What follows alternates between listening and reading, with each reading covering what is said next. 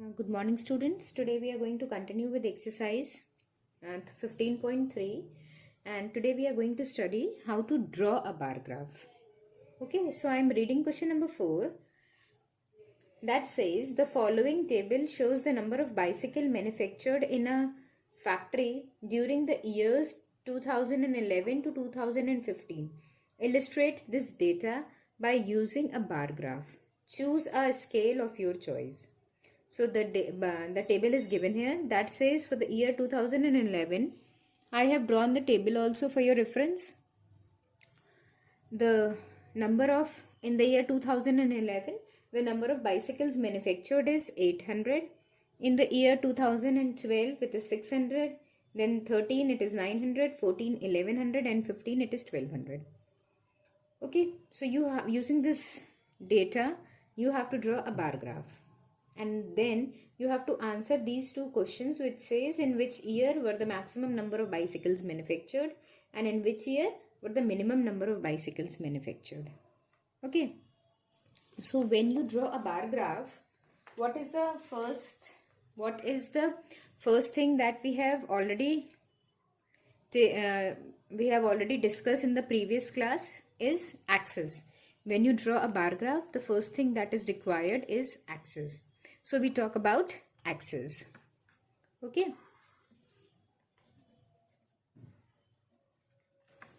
And how many axes we draw? We draw two axes, x-axis and y-axis. Yes. And then we talk about scale. So the first thing is axis. That will be 2. X-axis and y-axis. Okay, then we do scaling.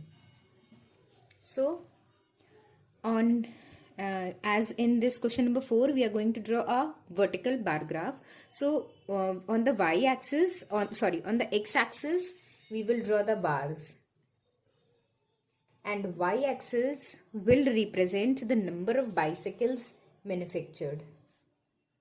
Number of bicycles. Yes. So on x-axis we don't have to do any scaling.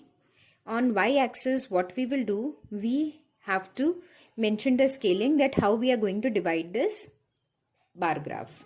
After doing this, what we have to do, this is the third step that we have to do, we have to draw bars. And how we draw these bars will represent years. These bars will represent years, and the length of the bar will represent the number of bicycles. Its length will represent number of bicycles. Okay, now let's start drawing it. So the first thing that we need is a scale, and this is the reason why I am taking this class using a graph paper, so that it will be easy for you to understand how to draw it. Okay, so the first thing, as I said, is to draw the axis. So let's draw the axis, and when we'll draw these lines, we'll take into account one more thing, that we'll see the data over here. It says 800, 600, 900, 1100, 1200. Okay, so it's in, the difference is in hundreds. If we see this data, these number of bicycles, the difference is in 100. If we compare them, the difference is in 100, which means that I can take a scale of 100 bicycles. Okay. So for this, what we'll do, we'll first draw the axis.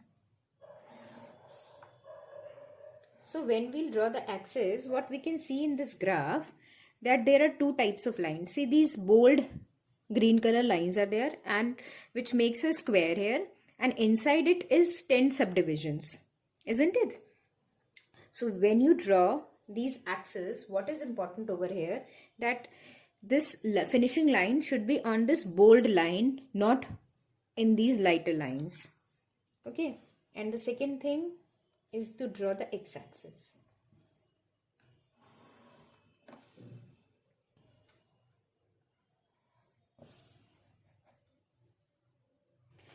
So this point is 0, where my x-axis, mention it, and y-axis, mention this as well. Okay. Now, as I said that the data here is in hundreds, so what we can do, the scale that we are taken, that also we can take in hundreds. So we can start from 0 to 100, then from 100 to 200. The scaling or the numbers that we write here should be uniform. Okay, the difference between them should be same. So what we can write from 0 to 100, then 100 to 200. Okay, one more thing, I am right now using a pen over here to write these numbers, but you are not going to use a pen. You have to use a pencil. Use pencil to draw your graph. I am right now using a pen because in the video this pencil is not clearly visible. Okay, so from 0 to 100, then we'll draw 200, then 3, 400, 500, 6, 7, 8, 9, 1000, 1100, 1200, 13. One extra value. Okay, so what I have done over here, I have written the number of bicycles, and I have given the scaling or division for the number of bicycles like this. So what we can say that 10 division or 1 unit. So why we call it 10 division? Because in between these two bold line we have 10 subdivisions. Okay, so we call it 10 divisions. So what I have done, for 10 division I have taken 100 bicycles. So next is 100 to 200. So again I have taken 100 bicycles. And what is the most important thing that you can see over here, that I have everywhere taken a uniform gap over here. See, this 100 and 200 is taking in one block, then one block, then one block. So it is very important for you to write these information in proper spacing. Okay, now what is this representing? This is representing number of bicycles. So we'll mention this what it is representing. And this arrow is representing that it is increasing in this order. Okay.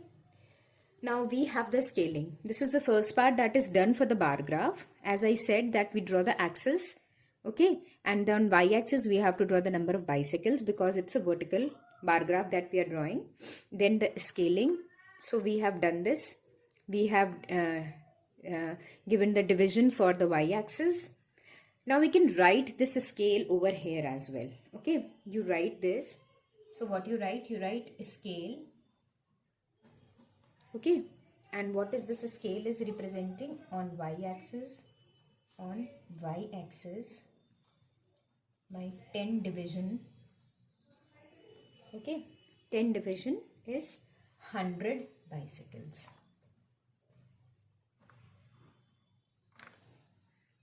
This is the scale that we have taken. Now we'll draw the bars. So this x-axis is going to represent the bars. Okay, and bar means it is going to represent, bar is representing what? Bar is representing the ears. And what will be the length of the bar? The length of the bar will be according to the number of bicycles manufactured. So if we see for the year 2011, it is 800. So we'll see where is 800. 800 is over here. So the length of my bar should be this much big from x-axis till 800. Okay, and how we draw it is very important. The width of the bar and the gap between the bar should be same.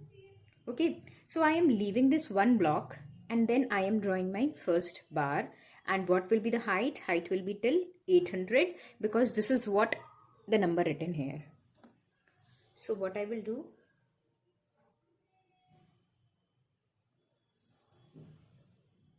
and I am repeating again that why I am using a pen over here, because if I use a pen, you will not be able to see what I am doing. So I am using a pen, but in your graph papers, you're going to use a pencil. This is the first bar now. It is ending at 800, as you can see. So this is representing which year? This is representing year 2011. Now the second step is to make the next bar. So before we draw the next bar, what is important over here is, this is one block that I have left here. So here also I will leave the one block, and next shows 600. So I will draw the line leaving the one block, and I will draw 600. And next important thing is the width of these two bars should be same. This is representing 2012. Now next is 900. So for 900, I will again leave a block over here, same gap, and I will draw 900. So the length of my bar will end at 900. Okay, that is representing 2013. Then next is 11. So I will leave one block again, and I will draw 11.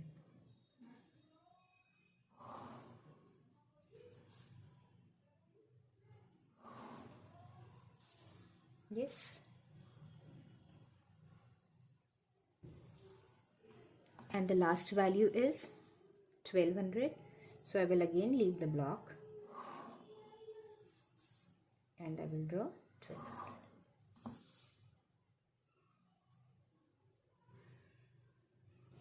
Okay. Now what you can see over here is that the gap between the bars is same, and the width of the bar is also same. Now to make it more beautiful and colorful, what you can do, you can color it with your crayons, you can color it, or you can shade it using a pencil. You can shade it like this, that you draw bars like this, or you leave it like this. This is up to you how you want to do it. Okay, all will be correct, whatever you do. You can do coloring to represent different years and whatever you want. Okay, now this finishes your bar graph. This is how you make a bar graph, and once it is done, they are asking you two questions, that in which year the number of bicycles are the number of maximum number of bicycles are manufactured. So that is the biggest bar, that is for the year 2015. 1200 bicycles were manufactured. So that is the maximum number, and then they are asking in which year it is minimum. So you will write in the year 2012, minimum number of bicycles were manufactured. Okay, so this is how you're going to do it. Now let's come to the next question, that is question number 5, which says the number of mathematics books sold by a shopkeeper on 6 consecutive days is given below. Here is the table, that is from Sunday to Friday, and the number of books sold is also mentioned. Now this time you have to draw a horizontal bar graph to represent the above information, choosing the scale of your choice. Okay, so we are going to again do the same thing. The only difference is this time is, in the previous question we have drawn the bars on the x-axis because it was a vertical bar graph. Now we'll draw the bars on the y-axis because it's a horizontal bar graph. Okay, so I am doing it. First, draw the axis, x-axis and y-axis. So this is what I am doing. Make sure that you're doing it on the bold lines, bold green lines, not on the lighter ones. And again I am repeating, you have to use a pencil. I am using a pen so that in the video things are clear to you. Okay, this is representing x-axis, this is representing y-axis. Now this is representing 0. Now as I said that the x-axis will represent the number of books sold and the y-axis will represent the day, because the bars will be like this time. It's a horizontal bar graph that you have to draw. This is what they have written in the question. So we'll first do the scaling for the x-axis. So when we do the scaling for the x-axis this time, so the number here is in the multiples of 10, or you can say 5. So what we can do, and most of the multiples are in the, most of the numbers are in the multiples of 10. So this time we can take a gap of 10. So we can write over here after 10 block, 10, 20, 30, 40, 50, 60, 70, 80. This is what I have done. Yes. And this is representing what? This is representing number of books sold. Okay. And this will represent days. This will represent days. Now let's write the scale as well. This is very important. You get marks for a scale. So writing the scale is very important. Whatever you have written over here, that you have written on x-axis. This we have written on x-axis, and what we have written, that my 10 division is 10 books. Isn't it? For 10 division, I have taken 10 books, and it's a uniform division, uniform difference, which is very important. Now let's draw the bar graph, bars. So the first day that we have to represent is Sunday. So we'll leave this line, and it is 65. So where should be 65? 65, as I have not written 65 over here, but I can represent 65 because in between 60 and 70, there are 10 subdivisions. Okay, as in your scale, when you see, in your scale, what do you see? You see the same thing, na? That between 2 centimeter, it's 0.1, 0.2, 0.3 like this. So what is this representing? It is representing those 10 subdivisions. So similarly, after fourth subdivision, which is the fifth one, we'll take that line, okay, which is in between, exactly in between 60 and 70. So in between, exactly in between 60 and 70 will represent 65. So this is what we have to do. We have to draw it till 65, leaving one block. And the width that I am taking is also one block. You can decrease or increase the width, but what is important, that it should be uniform. Okay. Now this Sunday you can write inside as well, or you can write here also, wherever you want. Both will be correct. Okay. So this is representing Sunday. This 65, exactly in between 60 and 70. Okay, now the next number is Monday, that is representing 40. So I will leave one block again and I will represent 40. That is representing Monday. Now next is 30. So I will again leave one block and I will make. Okay. Let's continue. So this is what we are doing. This is for Tuesday. Then for Wednesday, it's 50. So represent 50.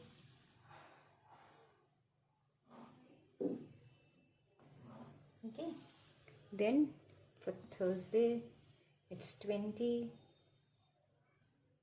So make 20. And for Friday, it is 70. So make 70.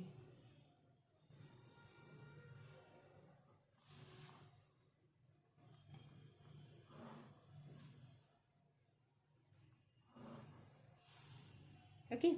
So this is Sunday, Monday, Tuesday, Okay, so this is how we can write the names for the number of days over here. Okay, and all these bars that we have drawn is horizontal, and this is the reason why it's a horizontal bar graph. This is representing the number of books. So now this is it for today. Read the instructions carefully so that you can do your classwork and homework as well. Okay, thank you so much.